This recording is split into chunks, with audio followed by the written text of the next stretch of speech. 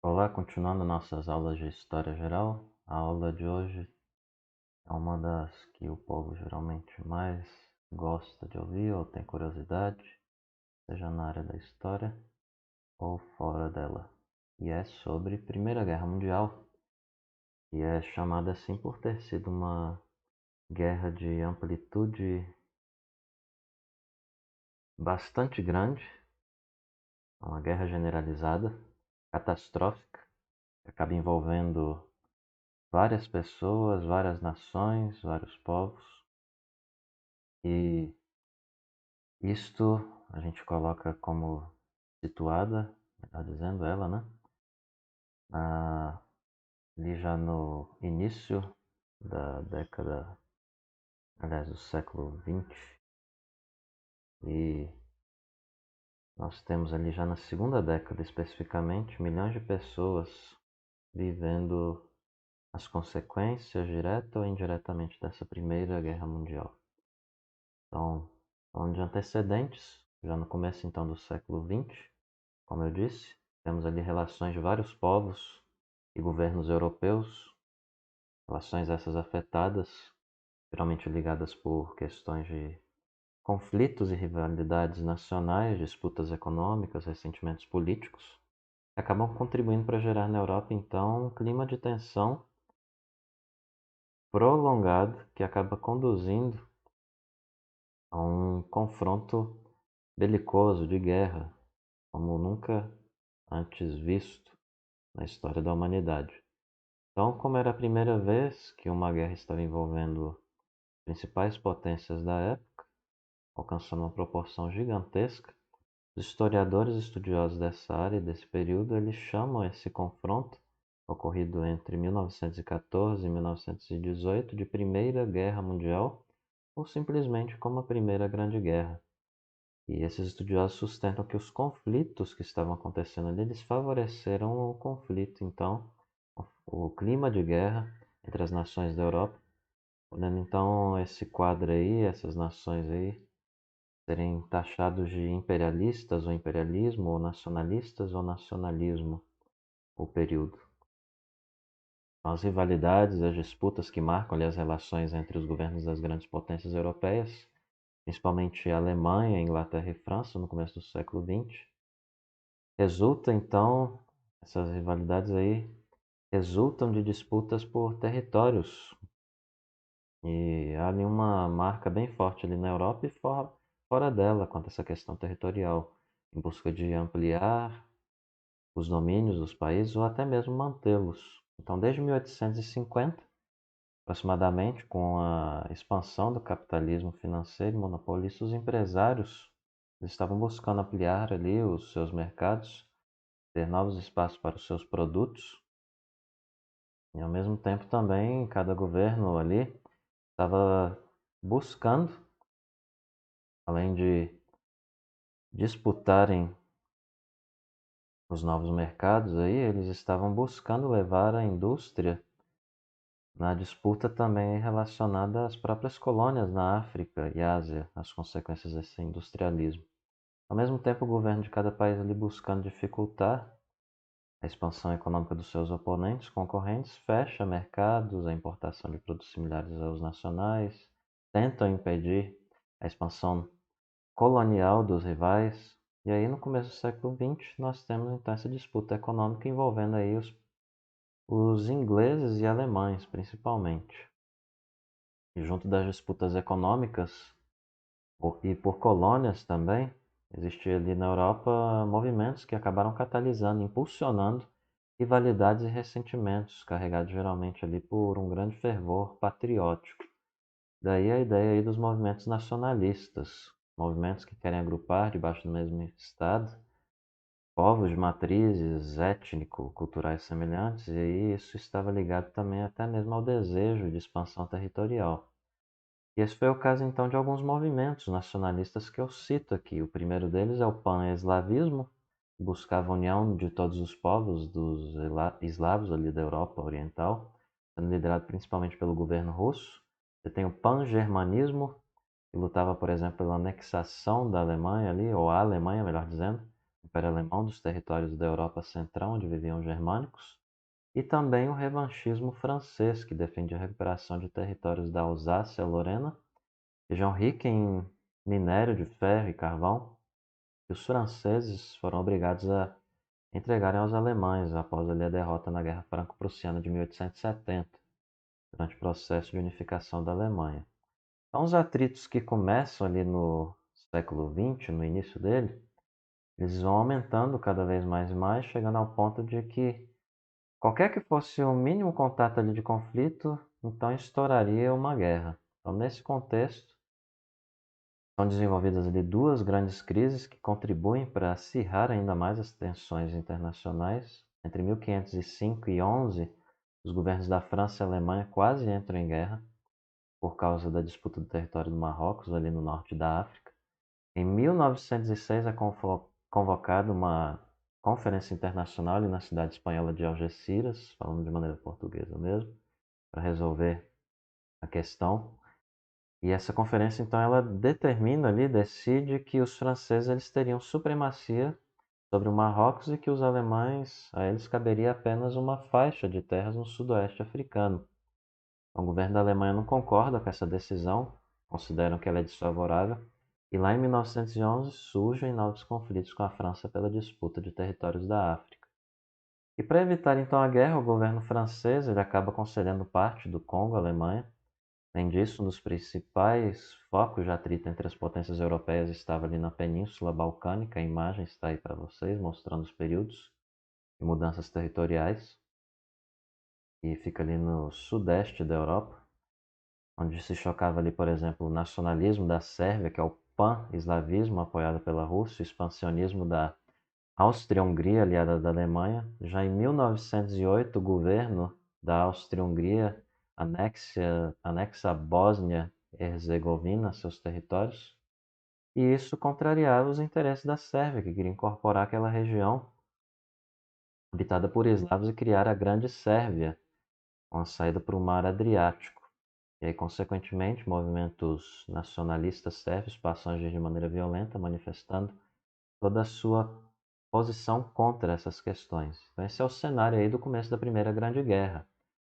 Um clima de disputas e rivalidades que origina a chamada paz armada. Por conta do risco de guerra, a paz armada aí significa então que as principais potências começaram uma corrida de armamento para fortalecer os seus exércitos e ao mesmo tempo evitar uma debilidade militar que pudesse conduzir ou suscitar um ataque inimigo. Então, os governos daquelas potências também firmam tratados de aliança entre si, para eles juntarem ali forças para enfrentarem os rivais. Depois das negociações e dos tratados, então, a Europa, em 1907, fica basicamente dividida em dois grandes blocos: a Tríplice Aliança, que é formada inicialmente pela Alemanha, Áustria-Hungria, ou o dito Império Austro-Húngaro, e a própria Itália, e a Tríplice Entente, que do francês significa entente aí, né? Entendimento, acordo, que é formada inicialmente pela Inglaterra, França e Rússia. E no decorrer do tempo ali, da Primeira Guerra Mundial, essas alianças acabam sofrendo mudanças. Segundo os interesses, aqui e acolá, algumas forças acabam mudando de lado. Esse é o caso, por exemplo, da Itália, que passa para o lado da Entente em 1915, porque percebeu ali uma promessa de compensações territoriais. Então, indo para o próximo ponto, que é a própria guerra, né, em si, conjuntura do conflito bélico mundial, nós temos ali a explosão da Primeira Guerra com o assassinato do arquiduque Francisco Ferdinando, o herdeiro do trono austro-húngaro, e da esposa dele na cidade de Sarajevo, na Bósnia, em 28 de junho de 1914. Então, o autor do crime é um estudante chamado Gavrilo Princip, que pertencia à organização secreta nacionalista denominada Unidade ou Morte, também conhecida como Mão Negra, e tinha um apoio ali do governo sérvio. Então, o assassinato de Francisco Ferdinando gera uma reação militar da Áustria-Hungria contra a Sérvia, e por causa da política de alianças, isso leva à entrada de outras nações no conflito. E aí nós temos uma divisão que eu trago aqui para vocês dos acontecimentos ali do ano de 1914. Em primeiro lugar, dia 28 de julho de 1914, lembrando. A Áustria-Hungria ela declara guerra à Sérvia com o respaldo ali da Alemanha, a potência que liderava a Tríplice Aliança. 29 de julho, segundo lugar. A Áustria-Hungria ela invade a Sérvia. Em apoio à Sérvia, então a Rússia mobiliza suas tropas. Em terceiro lugar, 1º de agosto, a Alemanha declara guerra à Rússia e depois à França. Em quarto lugar, 4 de agosto, para atingir a França, o exército alemão invade a Bélgica, país até então neutro no conflito. E por fim, dia 5 de agosto, como quinto tópico aqui destacado a nós, a Inglaterra declara então a guerra à Alemanha. Então, a notícia de declaração de guerra ela é celebrada por muitas pessoas da época, ali em praças públicas, por exemplo. Lealdade à pátria, por exemplo, também, dever nacionalista, eram expressões constantemente repetidas ali com entusiasmo. E boa parte das populações são arrastadas por aquele clima de guerra ali sem demonstrar sequer angústia ou hesitação.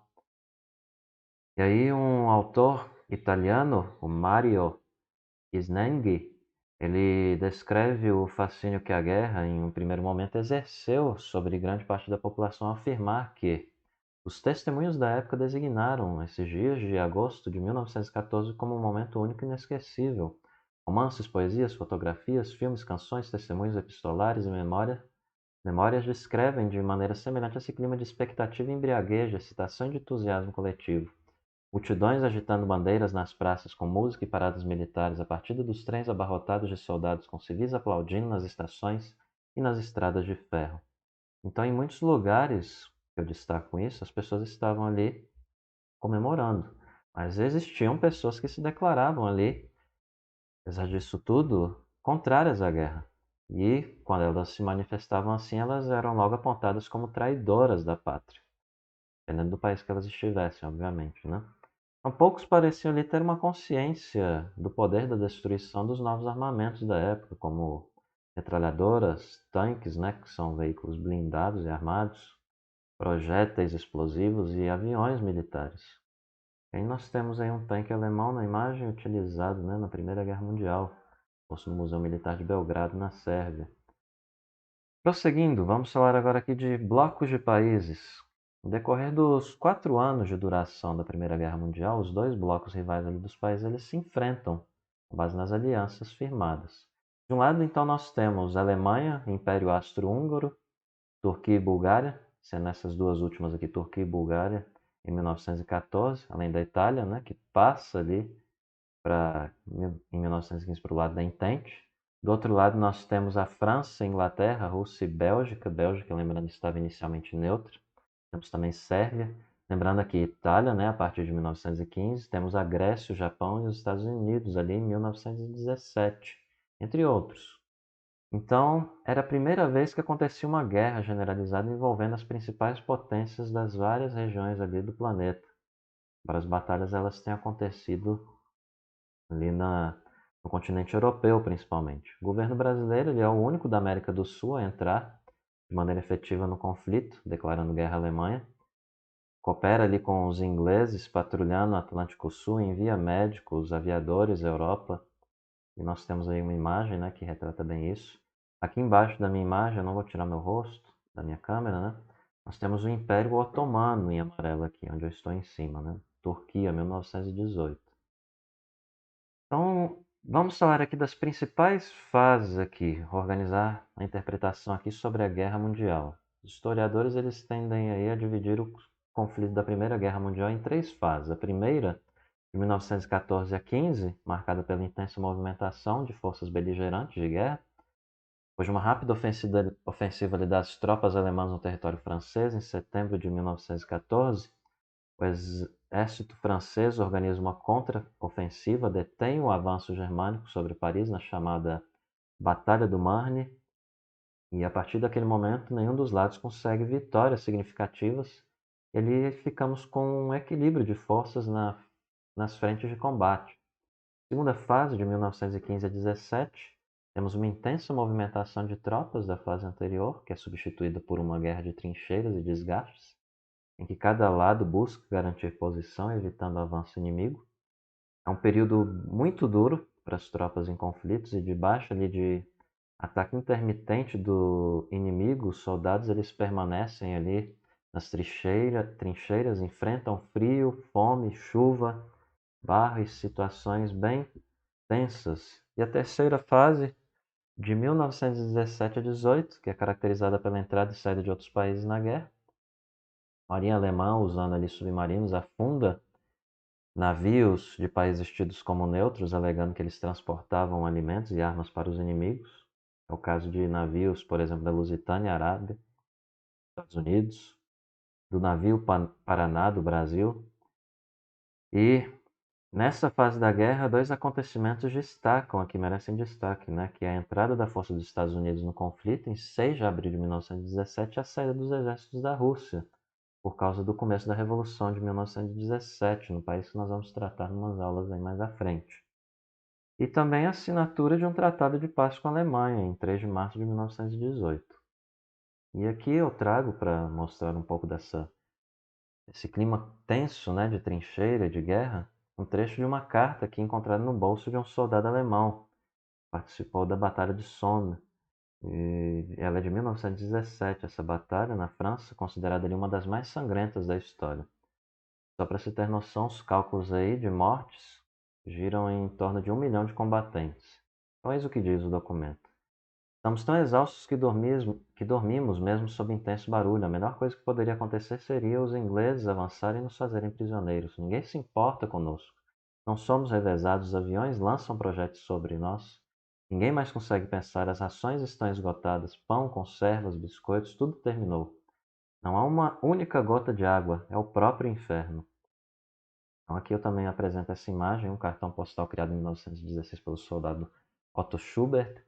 Ele é uma figura importante aqui para o período, porque os soldados alemães eles recebiam cartões postais em branco naquela ocasião, né, para escreverem as suas famílias. E esse indivíduo, Schubert, ele usa os cartões para retratar cenas da guerra. E aí os desenhos dele foram expostos em 2014 na galeria Pepco Edison Place, em Washington, ali nos Estados Unidos. Prosseguindo, falando das destruições aí, das mudanças. Os combates, então, são basicamente terrestres, né, da Primeira Guerra Mundial, que resultam em um grande número de mortes. Temos avião, temos tanque, temos várias outras modalidades e questões, né? Mas aí, por causa do grande número de novas armas com maior poder de destruição, metralhadoras, lança-chamas e projéteis explosivos, o número de mortes é certamente imenso. Além disso, temos ali, como eu disse, o avião, o submarino usados como recursos militares. Isso amplia o poder de ataque e devastação. E fora das próprias frentes de combate, a guerra também acabou trazendo consequências, como eu disse, transformações até na vida da população europeia, que não estava ali envolvida diretamente. Então, quase todos os segmentos sociais são envolvidos pelo estado de guerra. E com a destruição de fábricas, plantações, estradas, portos, por exemplo, em muitos países, nós temos o quê? Escassez de alimentos. Temos aumento dos preços dos gêneros de primeira necessidade. E aí os governos impõem medidas de racionamento, economia, né? A fome ela é espalhada por várias camadas da população e principalmente nas regiões próximas ali às zonas de combate.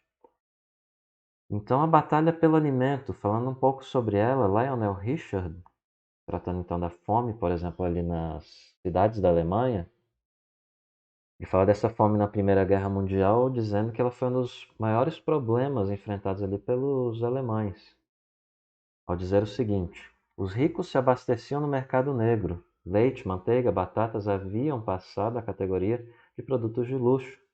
A ração semanal de carne oscilava entre 100 e 190 gramas para o habitante da cidade. Beterrabas e nabos constituíam o alimento mais comum. Quando era possível abastecimento, o racionamento instituído dava direito a um ovo, 2,5 kg de batatas, 20 gramas de manteiga por semana. Em Berlim, sopas populares eram frequentadas por quase 200 mil fregueses. Haviam sido batizados pelo comando militar que as organizava e as controlava de canhões de guisado. Consequência inevitável dessa miséria, a corrupção e o roubo. Roubavam-se até cães para matá-los e assim comer, né? Muitas crianças haviam se habituado a viverem de algumas batatas ou de frutos apanhados nos quintais.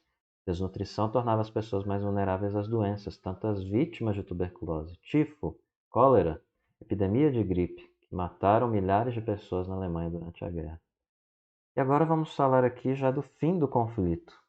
Com apoio então financeiro e material dado pelos Estados Unidos, ali depois de 1917, os recursos da Entente e dos seus aliados ficam superiores aos da Tríplice Aliança.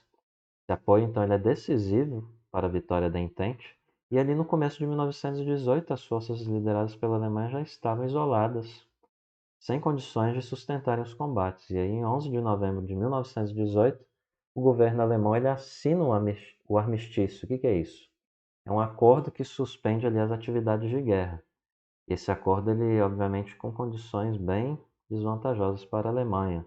Então, eles aceitam ali, por exemplo, retirada de tropas dos territórios ocupados durante a guerra, pagar indenizações e entregar aos adversários materiais como canhões e metralhadoras. E outro tópico importante aqui são as mulheres no trabalho industrial. Por conta da economia dos países ali que participaram da guerra ter sido bem direcionada para aumentar a produção de artigos militares, como armas, munições, veículos de transportes e tecidos para roupa militar, vestimenta, muitos homens acabaram sendo enviados para a guerra, para os combates, e muitas mulheres, consequentemente, acabavam fazendo o quê? Sendo enviadas para as indústrias. Elas ingressavam no mercado de trabalho, especialmente ali na Inglaterra, Alemanha, França e Itália.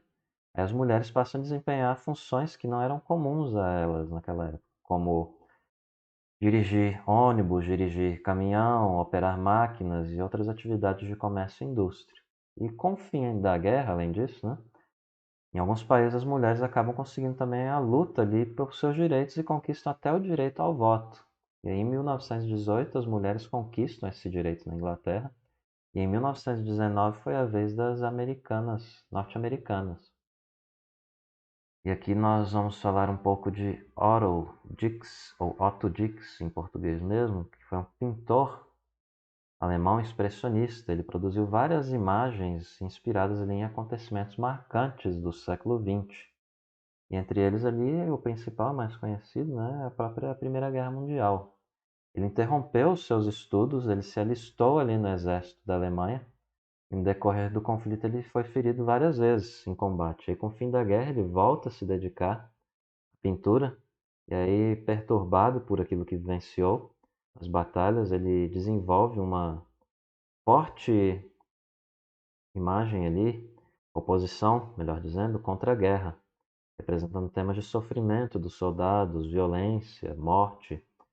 E aqui é o caso da obra que eu trago aqui no próximo slide, que é a obra dele chamada Flandres. Mostra uma paisagem bem desolada, com trincheiras cobertas de corpos. E ali durante o nazismo, a obra desse autor aí, ela foi muitas vezes censurada e destruída. E aí está a imagem, né?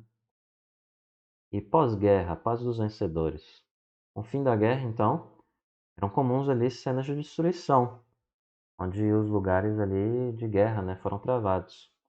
E aí há historiadores que estimam que a guerra tenha provocado aí de 10 a 30 milhões de, aliás, 10 milhões de mortos e 30 milhões de feridos.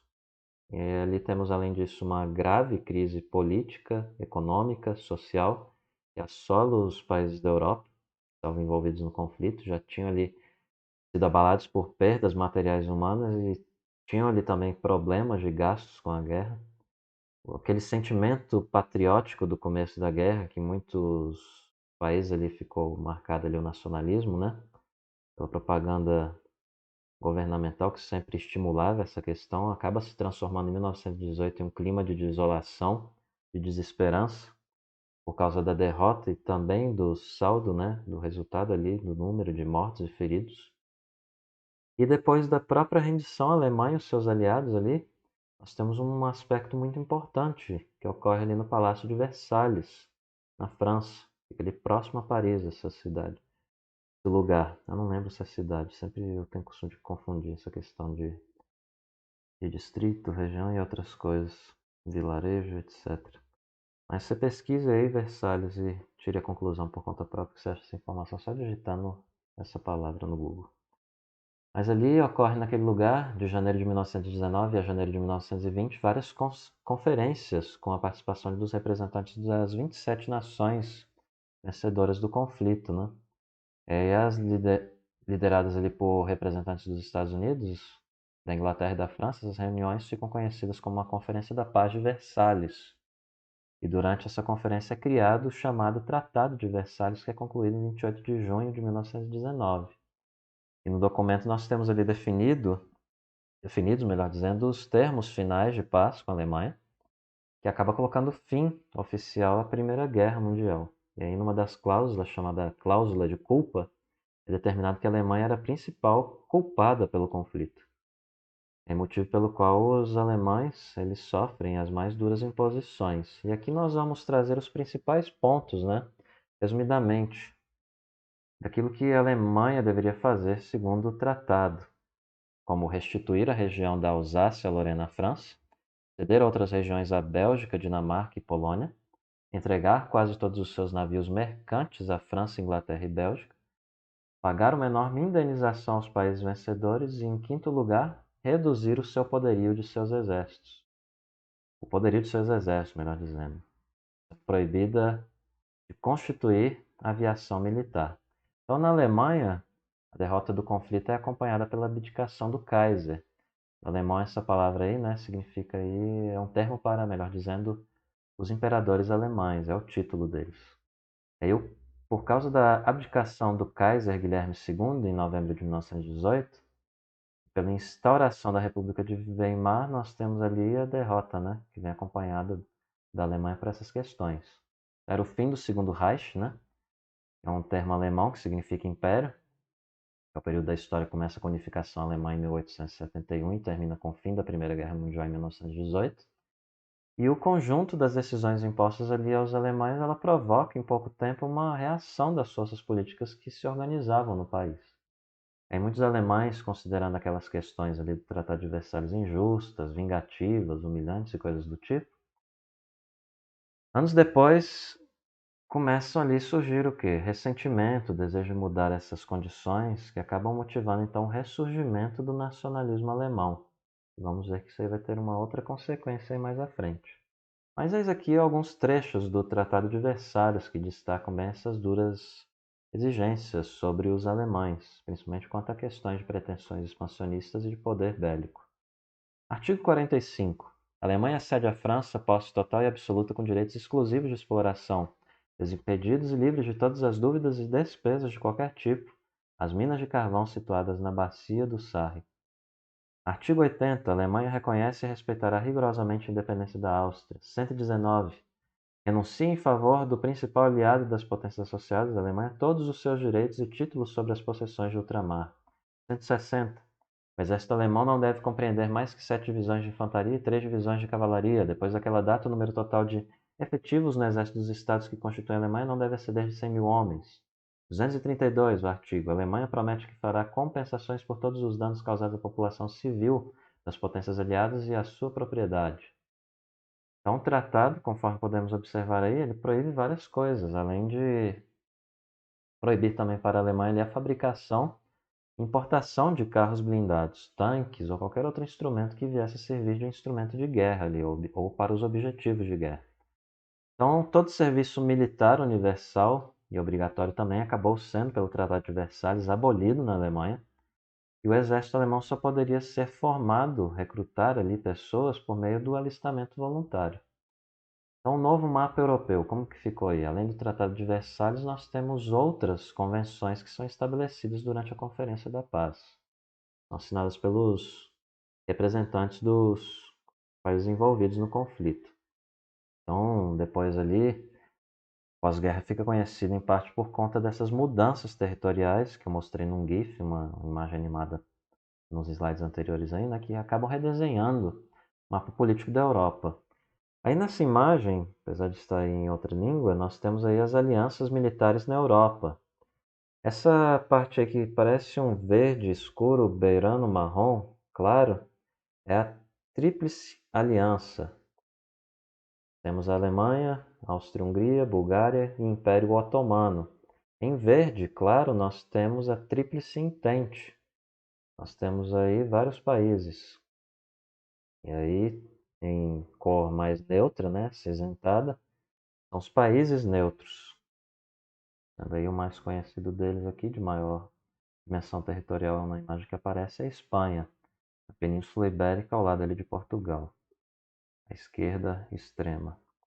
Prosseguindo, entre as mudanças territoriais aqui, nós temos destaques para, em primeiro lugar, os desmembramentos do Império, ou dos impérios, melhor dizendo.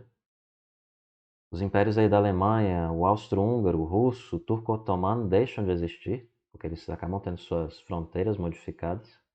E aí alguns países ganham territórios, outros perdem. Temos a criação de novos países, porque surge a Hungria, Polônia, Áustria, Letônia, Lituânia, Estônia, Tchecoslováquia, que atualmente ela foi desmembrada, né, em dois países, que é a República Tcheca e a Eslováquia. Temos Iugoslávia, que atualmente é desmembrada em várias repúblicas, que incluem aí Bósnia e Herzegovina, Croácia, Eslovênia, Macedônia, Montenegro, Sérvia, Kosovo. E trago aqui a ti essa imagem da Europa, uma divisão política em 1921. Estou aqui em cima, a parte amarela diz respeito aos novos países depois da Primeira Guerra. E você dá uma pausa se necessário para observar. E em 28 de abril de 1919, então, os membros da Conferência da Paz de Versalhes, eles aprovam a criação da Liga das Nações, né, League of Nations, ou Société des Nations, Nation, tá aí, né, na verdade, Sociedade das Nações, ou Liga das Nações, atendendo então a proposta do presidente dos Estados Unidos, o Woodrow Wilson, e acaba tendo como sede a cidade da Suíça ali, que é Genebra. E essa liga ela começa suas ações em janeiro de 1920. Ela é formada ali por países membros de vários continentes e a sua principal missão seria agir como mediador ali nos conflitos internacionais, buscando preservar a paz mundial. O Senado dos Estados Unidos, observando a situação, não aprova ali a participação do país na Liga das Nações por conta de discordância da posição fiscalizadora da entidade quanto à execução dos tratados internacionais firmados no pós-guerra. E aí, sem o apoio dos Estados Unidos e de outras grandes potências, a Liga ela não tem forças necessárias ali de política para cumprir o seu papel. E essa impotência ela acabaria sendo revelada ali em não conseguir impedir conflitos internacionais que ocorrem na época, como a invasão japonesa da Manchúria, ali na Ásia, em 1931, o ataque italiano à Etiópia, na África, em 1935, e a Guerra do Chaco entre Paraguai e Bolívia, em 1932 e 1935. E um último tópico aqui importante é o da prosperidade dos Estados Unidos. Nos últimos anos ali das últimas décadas ali do século XIX, dos anos 1800 finais, a produção da indústria estadunidense ela vinha crescendo, sua atuação econômica também vai se ampliando em várias partes do globo. E aí, com essa explosão da Primeira Guerra na época, há também uma explosão do crescimento dos Estados Unidos quanto à agricultura e indústria. Por quê? Porque o país, no começo, ele estava numa posição de neutralidade dos Estados Unidos, e aí os seus produtores e empresários acabam aproveitando ali para abastecer as nações que estavam envolvidas e totalmente focadas, basicamente, no conflito da Primeira Guerra Mundial na Europa. Então, os Estados Unidos bancando a comida e a tecnologia, a indústria, melhor dizendo, né? Enviando coisas para lá, para o povo, que estava comprando a loucura, né? E ali nós temos então esse crescimento dos produtores e empresários, por conta dos países europeus terem que focar as suas atividades econômicas voltadas para a Primeira Guerra Mundial. Então, enquanto esses países europeus focavam nos esforços das guerras, as indústrias dos Estados Unidos aproveitavam para o quê? Para ocupar e suprir os mercados da Ásia e da América Latina e da própria Europa. Deixaram de ser atendidos pelos produtores europeus. Então, no fim do conflito, os bancos ali e o governo dos Estados Unidos possuíam cerca de metade de todo o ouro que circulava nos mercados de finanças internacionais, virando ali então credora, né, da Europa arrasada. Melhor, credora os Estados Unidos virou, né? Então o país ele se projeta com a grande potência ali, econômica mundial, e por causa desse crescimento, os norte-americanos acabam vivendo então durante quase toda a década de 1920 um período de euforia e prosperidade que fica conhecido como os anos felizes. Mas essa felicidade ela seria interrompida conforme vamos ver numa matéria que vamos falar mais à frente sobre a crise de 1929. Então, revisando, questão 1 da UFG, você leia aí por conta própria pausando todos os slides que eu estou passando para você. E, se você não quiser ver a resposta, está aí.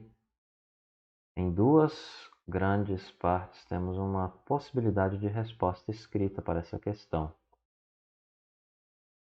E se haver qualquer dúvida, se houver qualquer questão, sugestão, discordância, basta entrar em contato por meio dos comentários ou pelas redes sociais que nós temos. Estamos com o Spotify também.